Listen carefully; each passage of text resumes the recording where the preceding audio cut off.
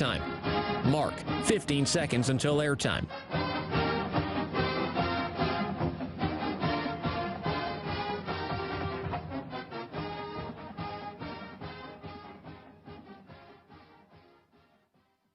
The following is a presentation of Learfield. Welcome to Duck Insider. Our whole athletic department, there's a level of expectations of success. Throw, catch, touchdown, Oregon. He can run and slam. This is back out for a three. Left wing is good. In the air to center, back at the wall. It's out of here. Really excited that we get to rep our Ducks and hopefully come back to Eugene with some championships. Indoor track and field national champion. And for the fourth time in the last 6 years, the Ducks are Pac-12 champions. We have so many teams that are excelling right now, and it's really fun to be a part of. Give it to me, baby. My house. I'm taking it there.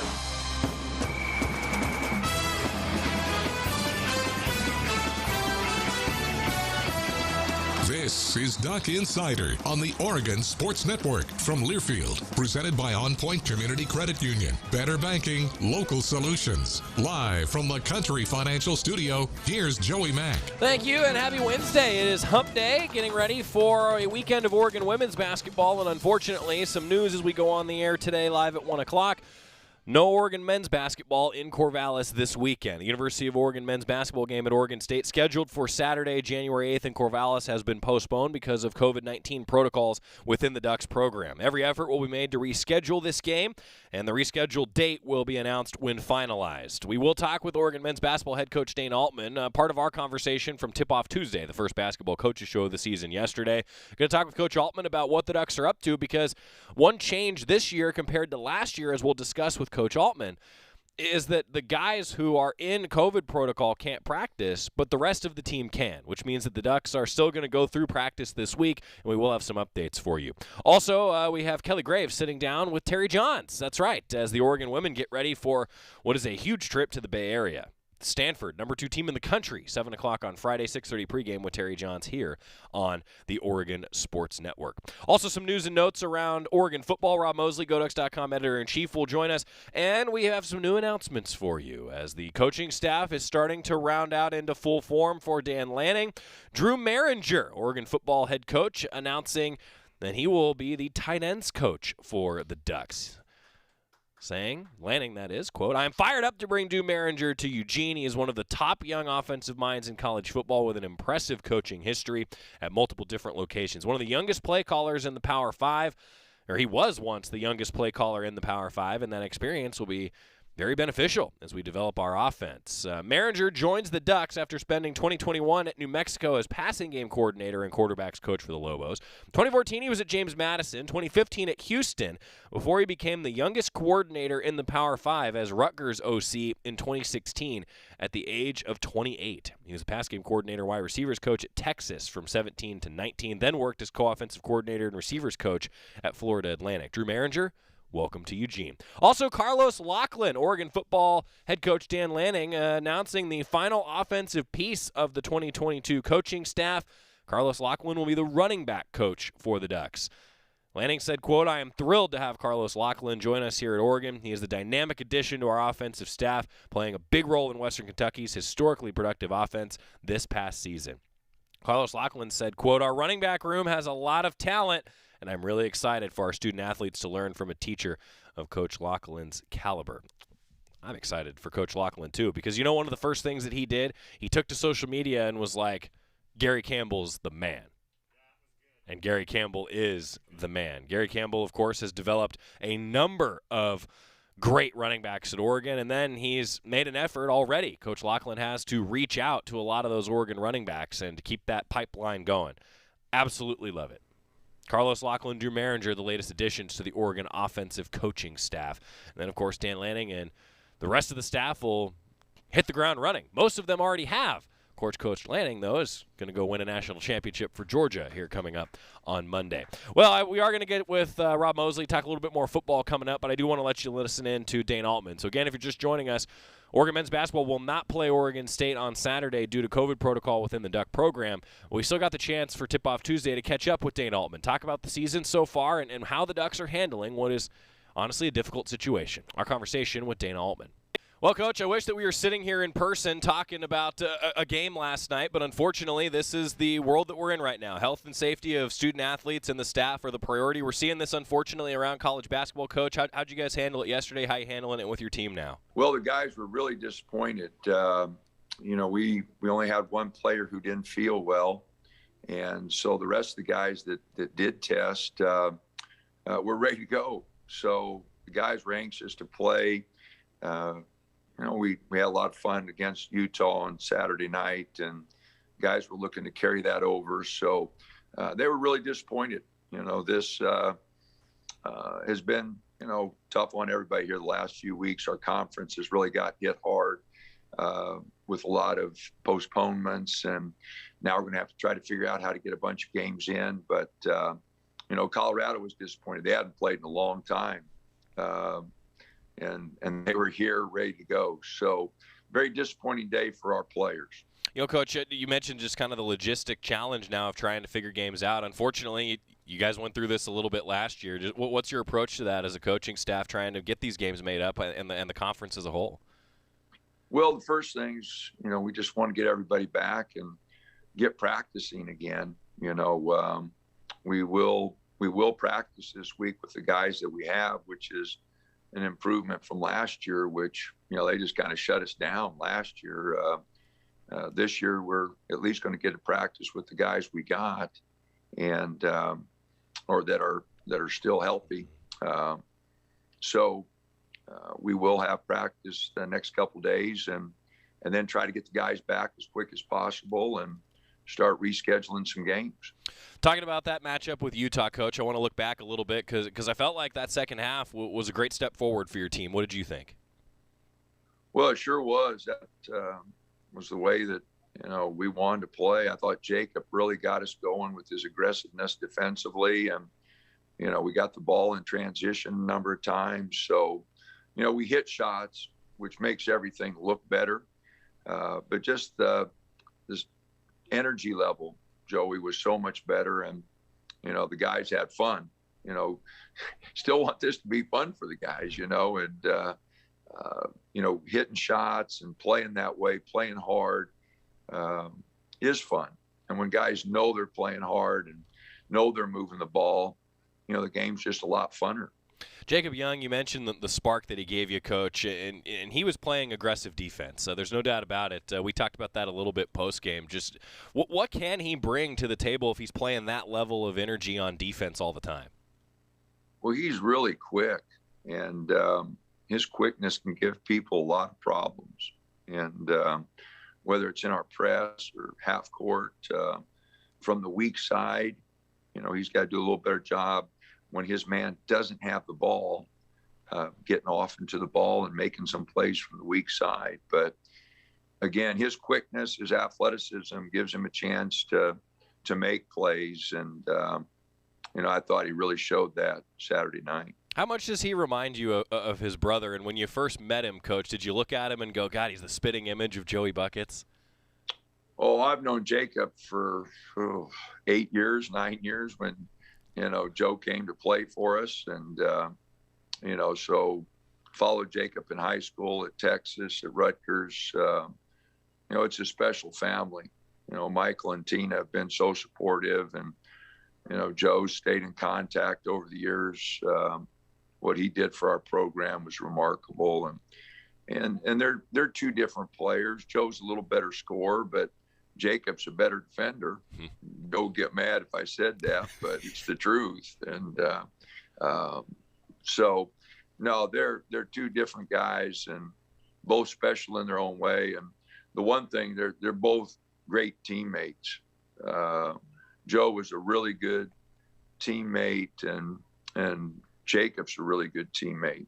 They're both really, really good guys to have in your program. Will Richardson, Coach, he's the Pac-12 Player of the Week, had a career high in the win against Utah. What did you like from Will Richardson's game, and is this maybe a great building block for him the rest of the season? Well, I hope so. The thing I was really pleased with, he really tried to lead. He knew how important this game was to get going, and he really was a good leader in practice, coming back from Christmas. And he did a great job during the game.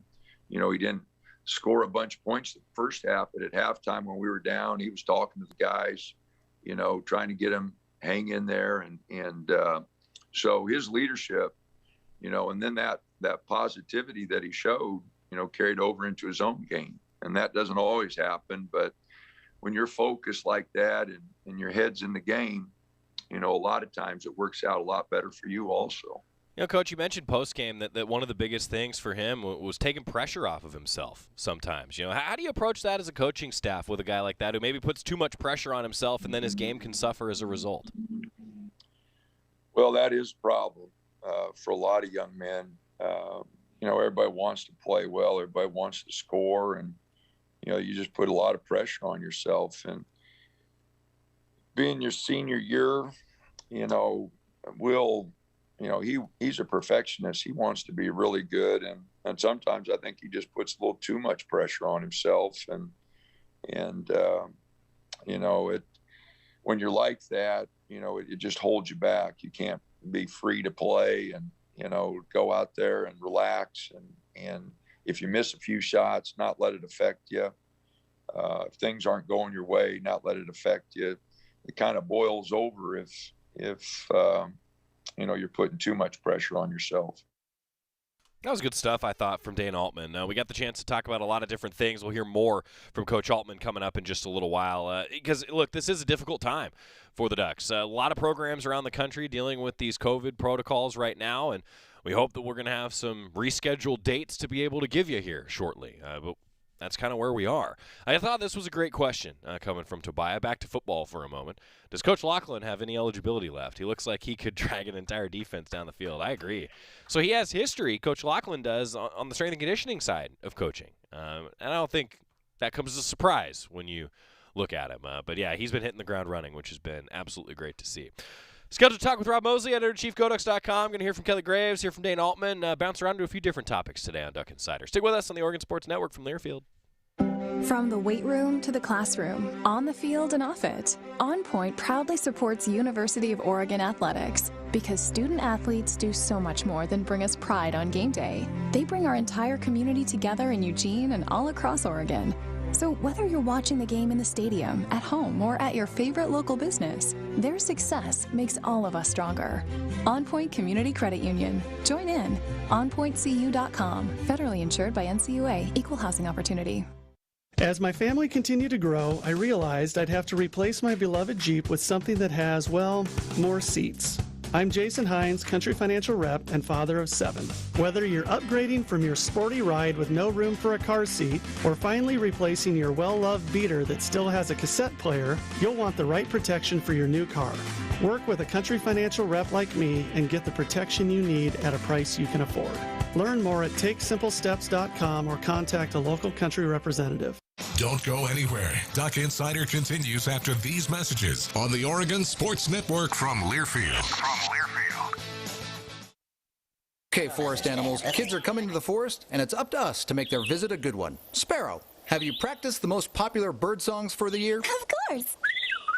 Catchy. I like it. River, how's the temperature? It's a refreshing 52 degrees, man. I love it. Turtle. He's not here yet, man. He's late every morning. Okay. Squirrel. The forest has been preparing just for you. To learn more about cool things to do in the forest, visit discovertheforest.org. Brought to you by the U.S. Forest Service and the Ad Council.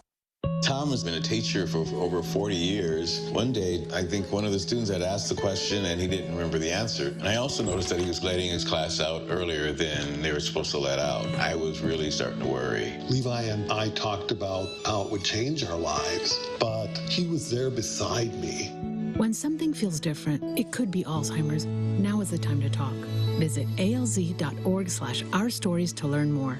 A message from the Alzheimer's Association and the Ad Council.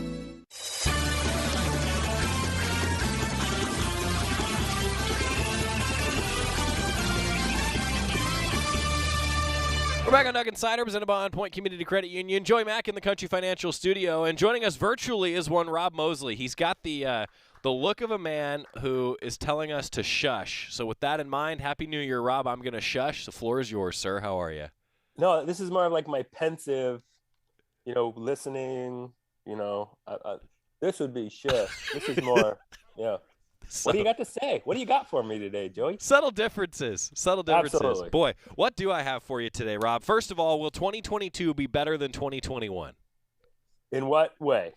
All of the ways that you can imagine, Mr. Mosley. Well, when 2021 ended, Evgeny Malkin was not available for the Penguins. And by the end of this week, he will be back from knee surgery, it looks like. So therefore, 2022 already will show signs of being better than 2021. Wow. That was one of the best answers to that question that we've gotten, because we just went right to the hockey real quick. That's great. It's always about the Penguins, Joey. Always about the Penguins. I understand. Rob, do you know how many different species of penguin there are? 18. 18, all right. Yeah. There's your fun fact. It's always about the Penguins here today. Always James Neal wore number 18 for the Penguins, and he played wing with Malkin on some pretty good Penguin teams. Well, I think we've solved the world penguin problems here today. I'll never forget that, because I'll just think of James Neal when I think of number of Penguin. Do you do that? Do you do that with jersey numbers? Sometimes. Like, as a way to remember stuff? Yeah. Well, but so the problem is that sometimes, as you can imagine, Rob, like if you have a number association and then there's 5 years later a different guy wearing that same number, it can really mess with your mind. For sure. But I almost always go with the current roster, though. So, like, if I have to remember, like, a 4-digit number or something, if it's like, 1270, I'll just be like, DJ Johnson, Dawson Jaramillo, Johnson Jaramillo, boom, I got it. I've never done that, but that's a great mnemonic device for people like us.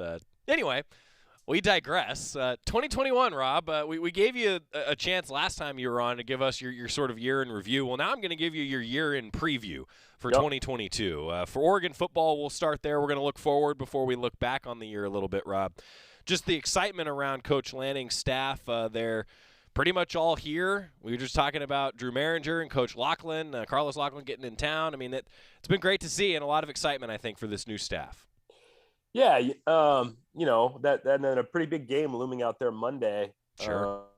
Obviously, it's been a little strange to have your new head coach kind of off doing other things, but if he can cap his tenure as Georgia's defensive coordinator with a national championship and have that kind of cachet to bring to his head coaching tenure here, I mean, how awesome would that be? So I think, at least for the second half of the game, I'll be distracted by the Tool show Monday, but I'll be watching the score closely for sure, and rooting for Georgia, rooting for Coach Lanning, so he can arrive with a big old ring on his finger. I appreciate your ability to multitask on Monday night. I got to applaud you for that one, Rob. I feel like you are a multitasker at heart. Aren't we all these days with all the devices and the distractions? And it's like anybody who has the ability to just focus on one single thing at any point in their life, I tip my cap to them, because I am so unable to do that most times in my life. I mean, right now I have a TV on, and like my messaging app is on, and and doing an interview. I'm talking to you. Yeah, multitasking. Right. Hey, but you're a guy that uses the do not disturb on notifications. I've seen before. Like, I'll go to text you in the morning and it's still like do not disturb, and I'm like, man, good for him. I need to start doing that. Listen, I don't make many good life decisions in terms of my personal health, but I am uptight about my sleep. Good. When I'm sleeping, I'm sleeping. And I know, particularly like in the coaching world, there's people who think, I'm grinding and it's virtuous to sleep 4 hours a night. If I'm not sleeping 7.5, 8 hours a night, I am not fully functional.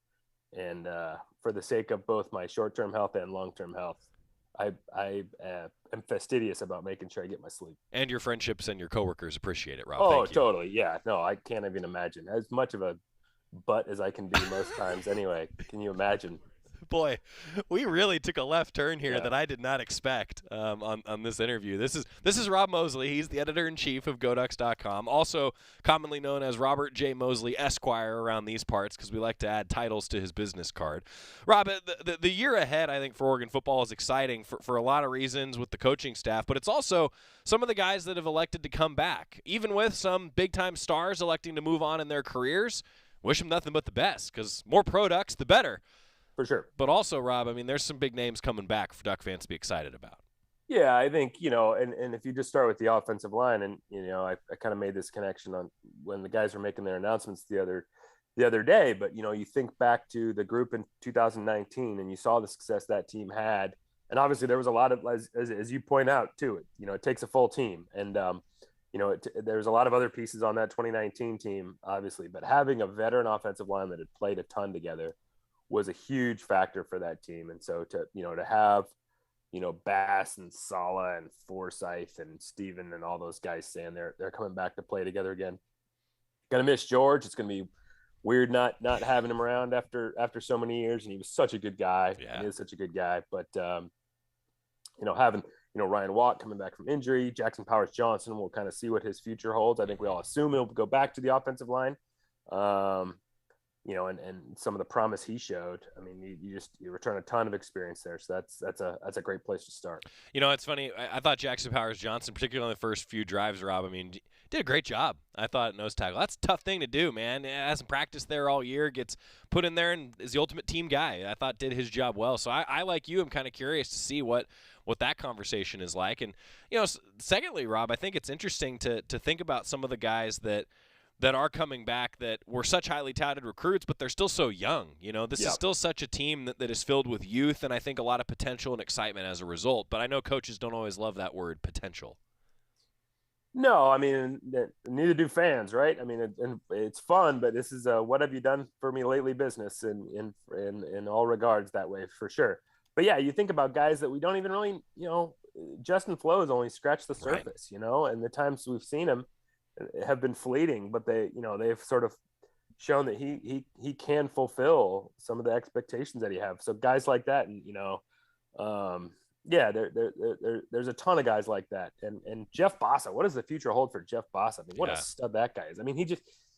He just seems like he went from a guy who you figured wasn't going to play much beyond maybe special teams this year to a position change and then being a mainstay at that position. And he was just a stud in that bowl game. He was all over the place. And now, to think now he's like a mainstay defensively, we're not sure where, but, thinking of him in that regard, we're going to miss a lot of guys from that group, KT and Barone and McHale and all the rest. But yeah, there's a lot of dudes coming back, and, if you're building around Noah Sewell, that's pretty good. Yeah, and I think it's interesting with Jeff Bossa. He made that position change, got so much better as the season moved on, and then now it is a new scheme a little bit, right? It's what does Coach Lanning envision? What does the defensive staff envision? Where do guys fit into that? You might see some movement depending on what the coaches and student athletes decide. For sure, yeah, and what are the needs of the team? What's the best way to get? You hear a lot. You want to get your best 11 guys on the field, right. And when you have a guy like him, it's. Back in the day, the offense would have like that taser guy, right? That could move all over the place. Like Jeff Bossa feels like he could be that on defense. Like kind of whatever you want to do schematically, he opens up so many different things because, he can run and cover, that, from being a safety, but now he can also play in the box and stop the run too. The things he could potentially open up for someone smarter than me and X's and O's, I'm sure is fun for those guys to think about. We have seen so many different positions named differently in the evolution of football. Like, you got me thinking, taser. We had a joker. Right. You didn't used to have a nickel position or a star position. It's a lot of amazing. that, though, is the kind of, there is that sort of hybrid edge kind of pass rush coverage guy that everybody has a different name for, but it seems to me like it's kind of the same job, for sure. Whether you call it star, joker, whatever. Obviously the joker and the nickel were different jobs, but kind of that hybrid edge, play in space, can rush off the edge, can drop back into coverage. Again, a lot of people know a lot more about X's and O's than I do, but it does seem like a lot of people are putting a different name on a similar job in that regard. I'm just waiting for somebody to say, okay, we're going to have a Joker, we're going to have a Riddler, we're going to have a Scarecrow, we're going to have, eventually it's going to get to the point where every defensive scheme has a different name because things are different. But you're right, jobs are the same. Ultimately, it's very similar, but it's amazing. Like 20 years ago, a taser as a football position, we would have been like, what? Right. But what was that? That was actually three different positions, but a guy who could do a lot of different things. And that's what we're seeing with a lot of these positions that you're talking about defensively, KT being a guy who was a pass rusher, but then as last year, we saw him drop back into coverage more often, just guys who can do, not that he was a corner, but, there definitely were some times in practice and games we saw him running stride for stride with quote unquote skill position guys on offense and, showing off just how much of a freak he was. So yeah, it is fun when you get guys like that, that can do different things and be used different ways. Ed Dixon back in the day offensively, and just the different ways he could be deployed. And yeah, I guess, it's sort of a similar concept defensively. Yeah, DeAnthony Thomas, I think a lot of people think of him as a guy who could do a lot of different things. And, for sure, I even think about now, I'm going back to like Eddie Pleasant, right, playing Rover. Right? Like that was kind of part of the deal, right? He could do some different things. Interesting stuff. Rob Moseley, editor-in-chief, GoDucks.com. I got to half of the bullet points that I was going to get to with you today. I'll leave you with this one, Rob. I was thinking about this with Matt Ulmer the other day, because Taylor Borup and George Moore, for different and similar reasons, have been at Oregon a long time. Yep. They've got to be some of the oldest student athletes that we've ever seen, right? With just all of the extensions of eligibility. I think about Cam McCormick in that conversation too. Yeah. I mean, Rob, can you think of any that we've forgotten? Because I think this is a research project that I'm going to spend way too much time on. Where my head goes is I think there's been some track and field kids over the year that, because they were international students and because of different eligibility situations, could be, were older. Yeah, I don't know about as old as George. I mean, how old was Tebow? Was she 22 or 23? I think 24. 24. Okay, and George is 25. Yeah, I mean, Cam's going to be all of that by the time he's done if he stays the next couple of years. It just forever we're gonna look back in record books at these COVID years, and people are gonna be like, "Wait, what happened back then?" Be like, "Don't how come every career record holder is from 2019 to 2022?" Well, because they had an extra year in there, and okay, that's right. So yeah, it skews everything for sure. Well, and you want to talk about going back in record books. I mean, every now and then you're going to see like, well, why was a game not played in 1943? Right. Exactly. It's something weird like that. And immediately it's like you just know, and you don't even think twice about it. And eventually we'll get that way with some of this stuff too. Right. Good stuff today. Rob Moseley, editor-in-chief, GoDucks.com. Rob, I hope to see you here next week after a great concert at Matthew Knight Arena on Monday. I'm going to leave you with that, buddy. Yeah. If I need to jack up the volume on the headset for this interview next week because of the tinnitus, it will have been a successful Monday night at Matthew Knight Arena. Good stuff. Darren adds Deion Jordan, a hybrid, freakishly athlete guy. Yeah, there you go. I mean, that's another one. Covey from Utah is 24. Darren says he thinks so. There's a guy who's an older one. That's could come back for another year. Yeah. Well, but, and and anybody with a church mission. Yeah. So we probably had some kids that did missions too that were in that boat as well. I got to think some basketball guys. Yeah. I know we've had a couple basketball guys that did missions. I mean, Isaac Johnson by the time he's done. Exactly. Yeah. Exactly. Yeah. Interesting. Well, anyway, I thought maybe you'd have a take because we were trying to decide who the oldest student athlete ever is, and George Moore and Cam McCormick and Taylor Borup are probably up there, at least in the top 10, I'm thinking. Rob. Yeah, and something's going to occur to me in like an hour, and I'll text you. Great. Rob Moseley, editor-in-chief, GoDucks.com. Thanks, Rob. Appreciate it, buddy. All right. Take it easy. He is the editor-in-chief of GoDucks.com, on Twitter at GoDucksMosley, at DuckFootball. Will Tukuafu, that's an interesting one from Darren. Darren's bringing him in. I love it, Darren. Yeah, I didn't think of Will, but you're right. I think he was 20. Was he 23 or 24 when he went to the NFL? Boy, I can't remember. That's awesome, though. I was just thinking about it. It's going to be one of those kind of oddities, right, around sports for a while. When we come back, we'll finish up that conversation that we began with Dana Altman, some of his thoughts on what the Ducks are going to be working on practice-wise, and also the greater college basketball picture. We're going to ask him about that next on the Oregon Sports Network from Learfield. At Shadow Hills Country Club, our all-inclusive event pricing allows us to take care of all of the details while you enjoy your event. Our wedding garden, expansive grounds, ballroom, and meeting rooms can accommodate any size event and come complete with full catering and service staff. From weddings to business and social events, Shadow Hills offers the benefits of a resort atmosphere and the peace of a country setting just minutes from downtown Eugene. For more details, call us today or go to shadowhillsevents.com. From the weight room to the classroom, on the field and off it, On Point proudly supports University of Oregon athletics because student athletes do so much more than bring us pride on game day. They bring our entire community together in Eugene and all across Oregon. So whether you're watching the game in the stadium, at home, or at your favorite local business, their success makes all of us stronger. On Point Community Credit Union. Join in. OnPointCU.com. Federally insured by NCUA. Equal housing opportunity. Duck Insider continues after this timeout on the Oregon Sports Network from Learfield. Okay, man, this is your time. Maybe you didn't choose this, but you're here now. You're going to go out there and be an all-star caregiver. Cook, clean, be there emotionally and physically. You got to dig deeper. Drive them to physical therapy, doctor's appointments, because that's what caregivers do. Don't give up. Show the world that you're tougher than tough. Caregiving is tougher than tough. Find the care guides you need at aarp.org/caregiving. Brought to you by AARP and the Ad Council. To some, the sound of a baby babbling doesn't mean much, but that's not true. They're testing out vowels and consonants and trying different sounds. And by 12 months, their babbling is beginning to take on meaning, especially if there's no babbling at all. Little to no babbling by 12 months or later is just one of the possible signs of autism in children. Learn more at autismspeaks.org. Brought to you by Autism Speaks and the Ad Council.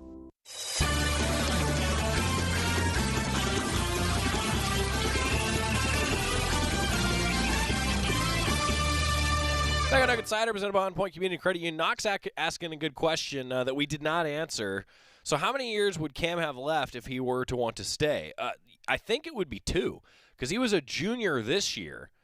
And this year, you got to think he'd get a medical exemption again. I'm not a compliance expert. You know, I don't know this. Don't take this as like fact from the University of Oregon, please. Nor should you anything I say. But Knox, I think it would be 2 years for Cam.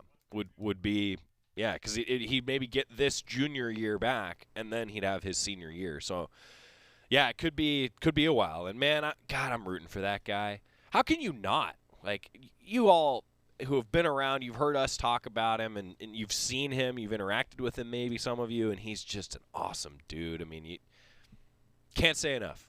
Cannot say enough nice things about Cam McCormick, and hope that everything works out for him. Continuing with men's basketball. If you're just joining us, Oregon men's basketball will not play in Corvallis on Saturday. COVID protocol within the Duck program.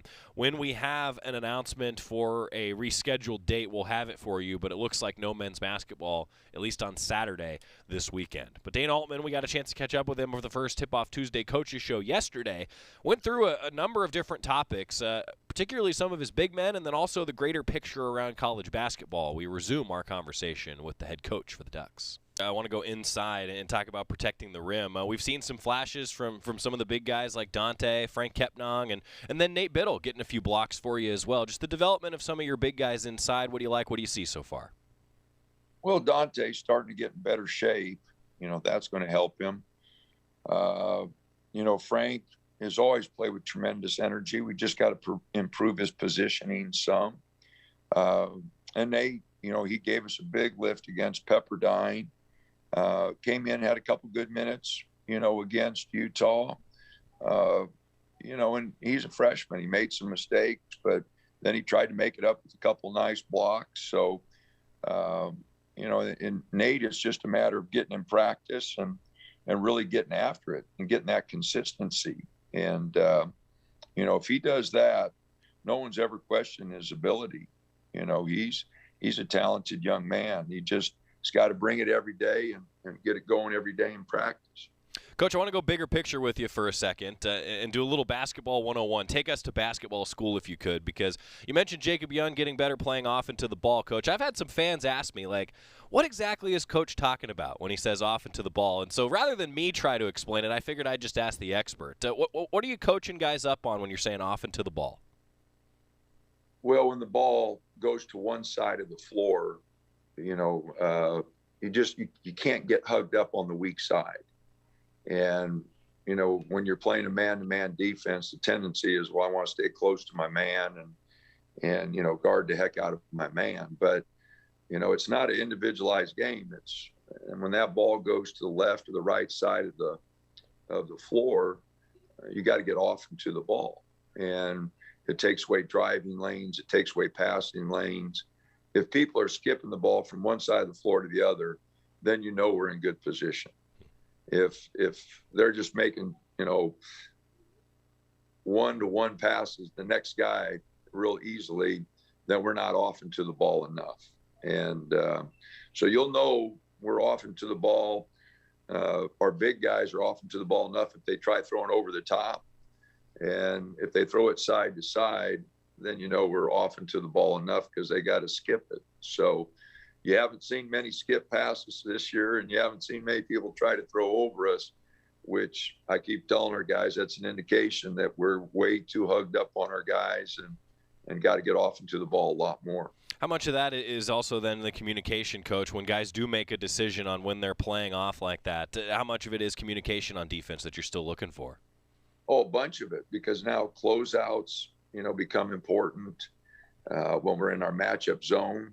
Who's going to get the next guy? It's important. So, no, the communication, it starts with playing hard, Joey. And if you don't play hard, the fundamentals don't matter anyway. But if you get them playing hard, then, getting them in the right position, getting them to communicate. If you play hard and don't communicate, it doesn't work. If you're talking all the time, but you're not playing hard, it doesn't work. You got to have the two in combination. And we've had some really good defensive teams, and the teams that did were the Dylan Brooks teams, Jordan Bell, Dylan Ennis. Those guys all talked consistently. I mean, those were three of the best talkers that we had defensively, and then they played so hard. And that's why our defenses were ranked so high. And we had our best teams because of their communication and the fact that they did play so hard. And, they've carried that over. I don't know if there's a harder playing defender in the NBA right now than Dylan Brooks. I mean, he plays his tail off, and Jordan's always been good. Dylan Ennis still playing overseas. Those guys and Chris Boucher, we had really talented players, don't get me wrong, but they were connected. They talked, they put the defense together. We were connected. You still catch as many NBA games as you can, Coach, especially now with so many pro ducks around. It's like you could turn on a game, and chances are you're going to see one of your former players these days. Well, it's a little hard to catch them all, but I do follow their box scores every day. I start the morning now checking, see how they did the previous night, and just it's exciting to follow them. You spend so much time with those guys when they're here. Our sport's a little different than some of the other sports. We have a 6-month season, and I'm with the guys. Our coaches are with the guys every day. When you have 15, 16 guys out there, you touch each one of them every day, and so it's not like having a big track team where you might not have a conversation with all of them every day, or 100 football players, or 25 baseball players. It's just a different sport. And so you spend a lot of time with the guys, and just great to watch them go on, and we have guys checking the overseas guys' stats to see how Tyler and Dylan and Elgin and some of our guys overseas are doing, just to keep tabs on them. That's awesome. Lastly, Coach, just Pac-12, it's the first time that we're talking to you on the Coaches Show, so I usually like to ask you just kind of your thoughts on the entire Pac-12 conference. What do you make of the league so far after the start and the early games that have been played in this league? Well, 3 teams have kind of separated themselves, and the rest of us are trying to catch them.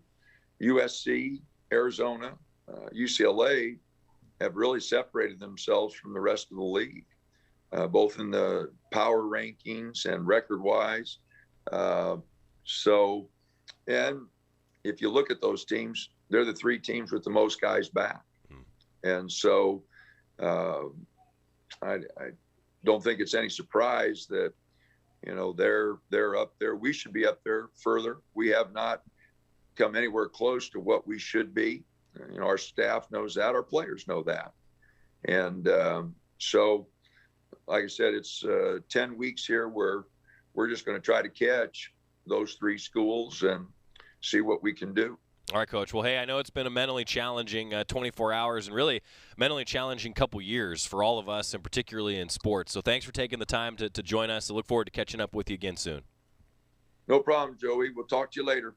Coach Altman, that was from Tip-Off Tuesday as the Ducks continue going through COVID protocol. No game against Oregon State coming up on Saturday. We'll have more updates, though, on, well, when the Ducks are going to play when we have them for you. Want to get into some women's basketball coming up, but first, got a couple more questions. Could C.J. Verdell come back? Justin asking, or does he not have any years of eligibility left? So he was a junior this year. I think he would be eligible for a medical exemption because it was so early in the season, got hurt in that Ohio State game. And then he would have his senior year as well. So, yeah, C.J. Verdell is another guy that's in that boat. But it is wild, and just kind of everything that is potentially going to happen with roster management around all of these college sports because of that extra year of eligibility. It is definitely a different time. When we come back, we'll hear a little bit from Kelly Graves as he sat down with Terry Johns, our first coaches show. It's always a good time. Back after this on the Oregon Sports Network from Learfield. Toyotathon is on at your local Toyota dealer. Treat yourself to great deals on the sleek first ever 2022 Corolla Cross or the powerful all-new 2022 Tundra. It's all happening right now during Toyotathon. Toyota, let's go places. After 2 years of construction, my wife and I finally moved into our dream home. So when a bathtub fixture broke, causing major water damage, I was glad we had the home insurance protection we needed. How do you know your home is protected? Talk to a Country Financial rep like me, Nick Simon. We can help you understand your options and select coverages to meet your needs. Then if something happens to your home, you won't have any surprises. Need the right coverage for your home but not sure where to start? Visit TakeSimpleSteps.com or contact a local Country representative. Toyotathon is on at your local Toyota dealer. Treat yourself to great deals on the sleek first ever 2022 Corolla Cross or the powerful all-new 2022 Tundra. It's all happening right now during Toyotathon. Toyota, let's go places. Duck Insider, your home for the latest news on Oregon athletics on the Oregon Sports Network from Learfield. It's 4 a.m., Monday, and you're literally sucking baby snot through a tube because she's congested. Man, that's love. And if you love her that much, love her enough to make sure she's buckled in the right car seat. To make sure your child's in the right seat for their age and size, visit nhtsa.gov/the right seat. Show them you love them. Keep them safe. Visit nhtsa.gov/the right seat. Brought to you by the National Highway Traffic Safety Administration and the Ad Council. America, your children have an amazing superpower. They can help save lives by not having play dates. That's right. By replacing get-togethers with virtual play dates and video chats, they can help slow the evil spread of germs. And if your superheroes do go outside, make sure they continue their superhero wing by staying 6 feet away from others to protect everyone in America land. Find out more at coronavirus.gov. A message from the CDC and the Ad Council.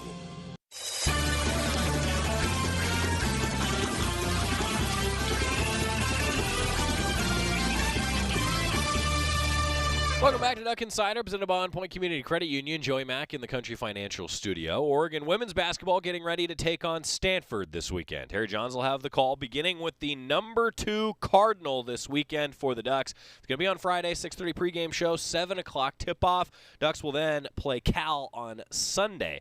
And if you're just joining us, Oregon men's basketball, their game against Oregon State on Saturday has been postponed to a to-be-determined date.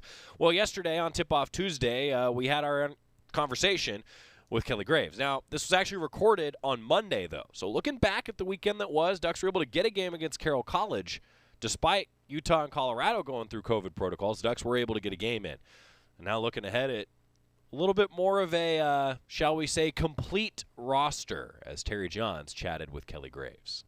Well, Coach, 7-4 coming into the weekend, heading to the Bay Area. How do you feel about your team? It's been kind of chaotic here as of late with the postponements and cancellation. Yeah, it's been difficult to navigate the entire first half of the season, so to speak, the non-conference portion.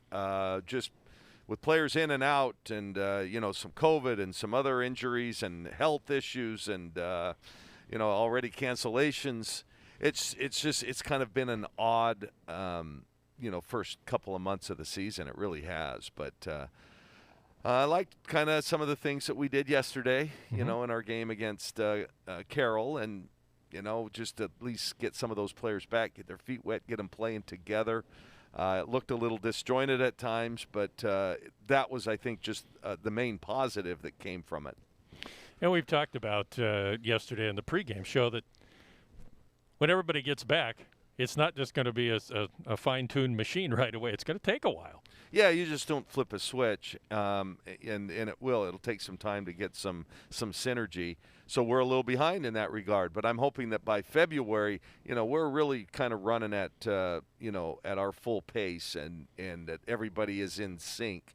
But it will take a little bit of time. But up until now, honestly, the 4 teams that we've lost to are all NCAA tournament teams. Kansas State just beat Baylor. For the first time, I think, in like 39 tries.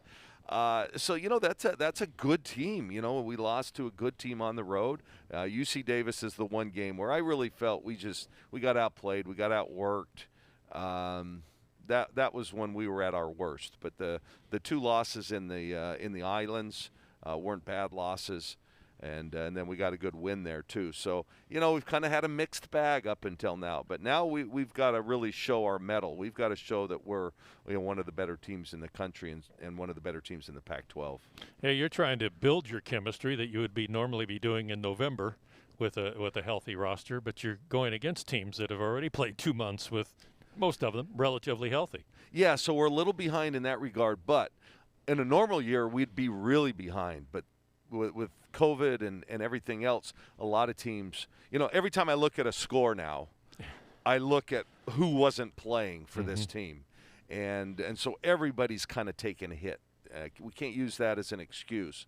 But it will take us some time to get going. But I think both Tahina and Niara certainly showed what they're capable of doing yesterday in a short period of time. We could only play them 12 minutes. They both played 12 minutes and we're pretty productive in those 12 minutes. Back to just the cancellations or the postponements for a moment. 5 Pac-12 games a year ago, because you played a 22-game schedule, 10-7 in the conference. And it appeared there was no effort to make up on the women's side to even make up those games, except at the Pac-12 tournament, if you wanted to schedule it yourselves between the coaches, it sounded like. But to make something up, which I don't know at that point how meaningful they were. But why is that, and what do you want to see? Well, I want to see the Pac-12 do everything that they can to get these games made up. I think we deserve to play Colorado and Utah at home. I mean, our fans deserve that. We're one of the few programs in the conference who draw support. Maybe that was part of it. Well, we're not drawing the fans anyway, and maybe it's a so-called money loser. That's baloney. And they need to do the best job that they can to make these up. Last year, it's funny, they had everybody, they'd scheduled it so everybody could play their travel partner the last week of the season and make up extra games during that week. None were made up. And then they also gave everybody at the tournament the option of making up games. So once your team was eliminated from the tournament, they would schedule you other games down in Las Vegas to make some up, and none were made up. And that was actually a coach's choice. I think at that point, every school other than Colorado, they were the only ones kind of on the NCAA bubble that could have used extra games. Everybody else was either in or either out.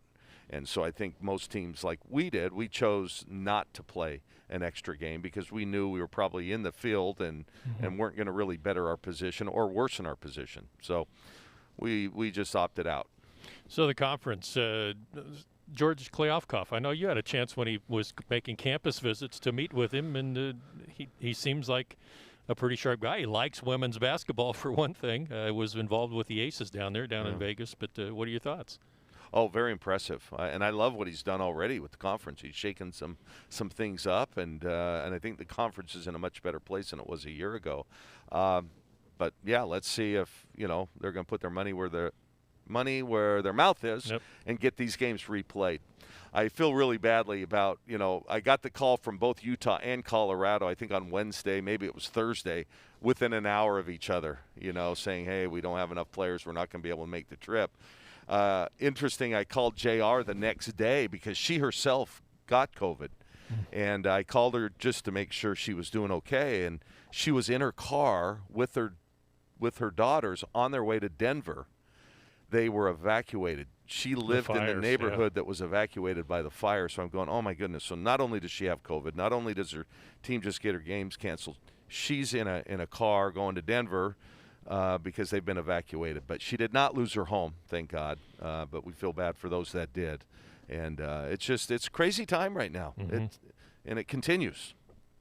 Do what you're supposed to do, right? Yes. We have our masks on. We don't want to, but it's what we need to do. And try and contain this as best we can and keep playing games. Everybody stay healthy as best we can. One thing I want to talk about the Carroll game, too, is since Sabrina, was Sabrina and Ruthie, the pick and roll, Stockton and Malone. You've compared it to that in the women's game, probably as good as you've seen. And I noticed India Rogers yesterday, a couple of pick and rolls where she looks like she's done it before. Yeah, she's got a real knack for it. It's something that you have to develop a little bit, but it's also something that you just kind of get and understand. And we've been fortunate to see the best of all time do it. But yeah, India's got a really nice sense about it. And I think the main thing is she can finish. So if the defense, is a little behind the action, so to speak, she can also finish, and that's what makes her really special in it. And yeah, it was nice to see her have some synergy. Actually, we had 3 or 4 of them yesterday that looked pretty good. So I think just having those players out there makes everybody else better.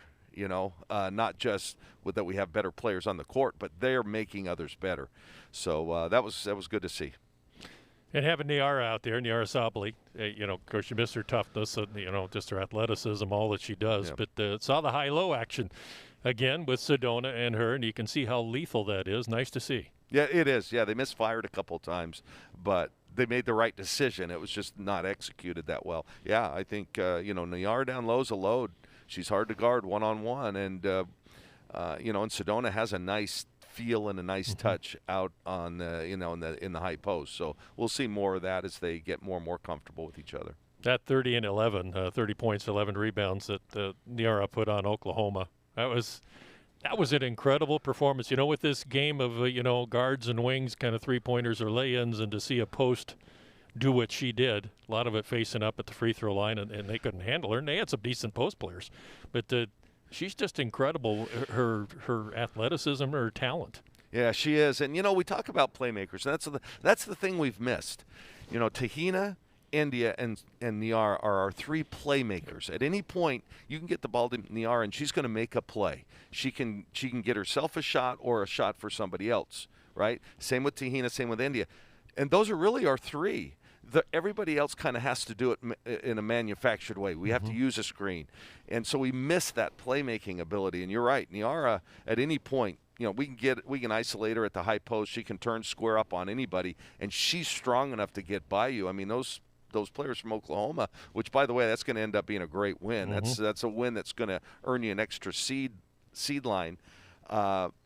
She was able to just go by any of their quick posts and then go up and over any of the smaller ones. So she's a pretty talented player.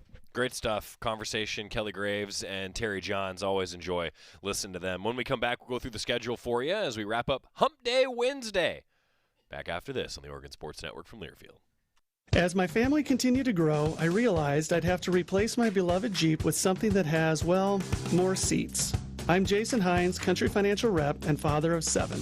Whether you're upgrading from your sporty ride with no room for a car seat or finally replacing your well-loved beater that still has a cassette player, you'll want the right protection for your new car. Work with a Country Financial Rep like me and get the protection you need at a price you can afford. Learn more at TakeSimpleSteps.com or contact a local Country representative. From the weight room to the classroom, on the field and off it, On Point proudly supports University of Oregon athletics because student athletes do so much more than bring us pride on game day. They bring our entire community together in Eugene and all across Oregon. So whether you're watching the game in the stadium, at home, or at your favorite local business, their success makes all of us stronger. On Point Community Credit Union. Join in. OnPointCU.com. Federally insured by NCUA. Equal housing opportunity. This is Duck Insider on the Oregon Sports Network from Learfield. When might you be buzzed? When you suddenly love everything. You guys, I love this song. I love these nachos. I love our kickball league. Ugh! I love this guy. What's your name? You know what I'd love? A ride when it's time to head out.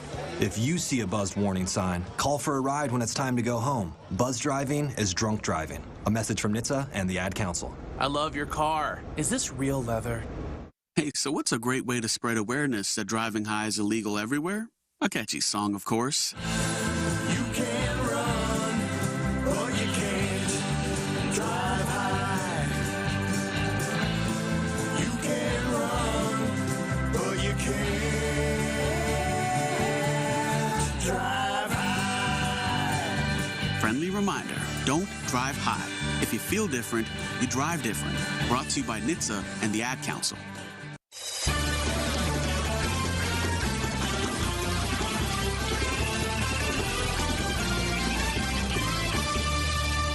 Welcome back to Duck Insider, presented by On Point Community Credit Union. Joey Mack in the Country Financial Studio. Time for your Cafe Yum 2-minute drill. We always finish every Wednesday going through the news and notes from the week that was and now the week that is coming up. And really, it's the weekend that was and then the weekend that is coming up.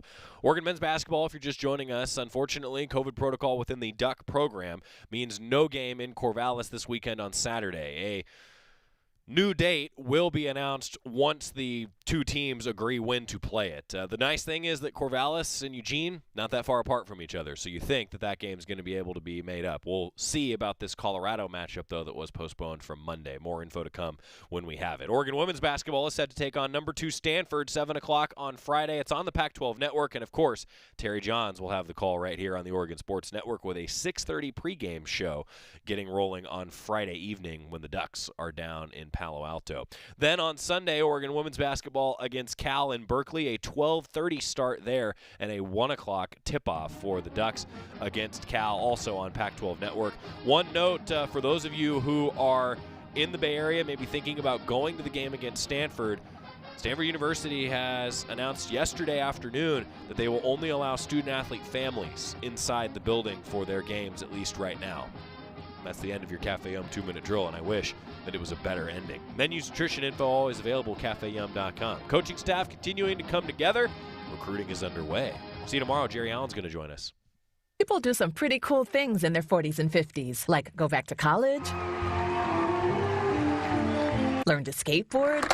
Whoa. Okay, maybe that one's not for everybody, but saving for retirement is. At aceyourretirement.org, you can get on track with your retirement savings no matter your age. Just have a free 3-minute chat with the friendly digital retirement coach, Avo, and receive personalized tips to help boost your savings. Start chatting with Avo today at aceyourretirement.org. A message from AARP and the Ad Council.